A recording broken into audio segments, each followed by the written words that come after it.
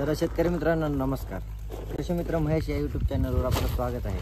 मित्रांनो, आज आपण पाहणार आहोत राजमा या पिकाला बीज प्रक्रिया कशी करावी ते आपण या व्हिडिओमध्ये स्टेप बाय स्टेप सगळं बघणार आहोत. बीज प्रक्रिया ते पेरणीपर्यंत आपण या व्हिडिओमध्ये बघणार आहोत. ते शेवटपर्यंत व्हिडिओ बघा. मित्रांनो, बीज प्रक्रियेसाठी आपण घेतलेलं आहे स्वाल या कंपनीचं कॅस्केड. ह्याच्यामध्ये मित्रांनो ॲझोक्स्ट्रोबायटिन प्लस थायपोनेट मेथिल आणि थायमेथॉक्झन असं 2 बुरशीनाशक आणि 1 कीटकनाशक असं ट्रिपल कॉम्बिनेशन आहे मित्रांनो हे कीटकनाशक. त्यामुळे आपण हे घेतलं आहे. यामध्ये तुम्हाला इलेक्ट्रॉन पण भेटू शकतं UPLचं, ते पण हेच कंटेंटचं आहे. जे तुम्हाला उपलब्ध होईल ते तुम्ही घेऊ शकता. कॅस्केड किंवा इलेक्ट्रॉन असे ट्रिपल कॉम्बिनेशन बुरशीनाशक घेतलेलं आहे आपण हे. आता मित्रांनो, बीज प्रक्रिया केल्याने आपली राजमा या पिकाची जे की घेवडा म्हणतात त्या पिकाची उगम क्षमता चांगली होते आणि जमिनीतून जे कीड खातेत जे बियांना ते खात नाहीत आणि मर होत नाही.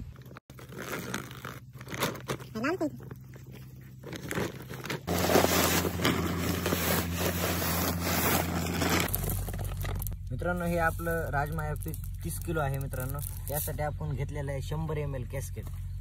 प्रति किलोसाठी 3 ते 4 ml कॅस्केडचं प्रमाण आहे. तुम्ही त्या हिशोबाने घेऊ शकतात. आपण आता हे फोडणार आहोत.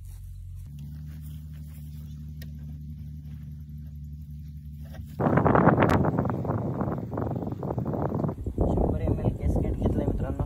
त्याचबरोबर आपण 100 ml पाणी घेणार आहोत.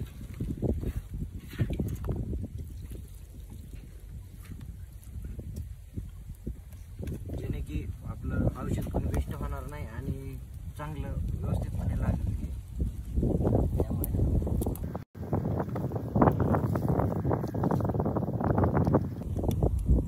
आता याला आपण व्यवस्थितपणे करणार आहोत. त्यासाठी आपण हँड ग्लोव्ज घालणार आहोत.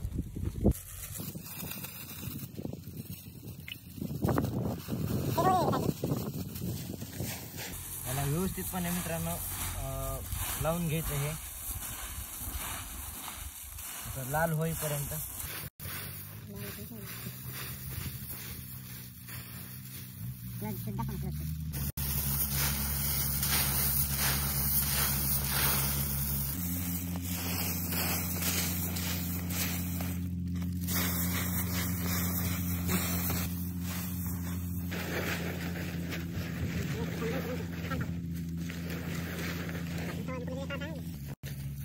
मित्रांनो, व्यवस्थितपणे आता आपण मिक्स केलेलं आहे. आता याला आपण सावलीत अर्धा ते 1 तास सुकवणार आहोत.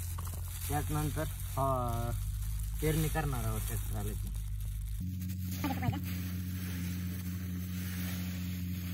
मित्रांनो, अशा प्रकारे तुम्ही राजमा या पिकाची बीज प्रक्रिया करू शकता आणि नंतर पेरणी करू शकता. आणि अशा बीज प्रक्रिया केल्यानंतर तुम्ही 24 तासाच्या आत कधीही पेरू शकता. त्याच्यानंतर पेरलेलं चांगलं नाही. होईल तेवढं तर त्याच्या आधीच पेरणी करा. मित्रांनो, व्हिडिओ आवडला असेल तर चॅनलला सबस्क्राईब करा आणि व्हिडिओला लाईक शेअर करा. धन्यवाद. पुढील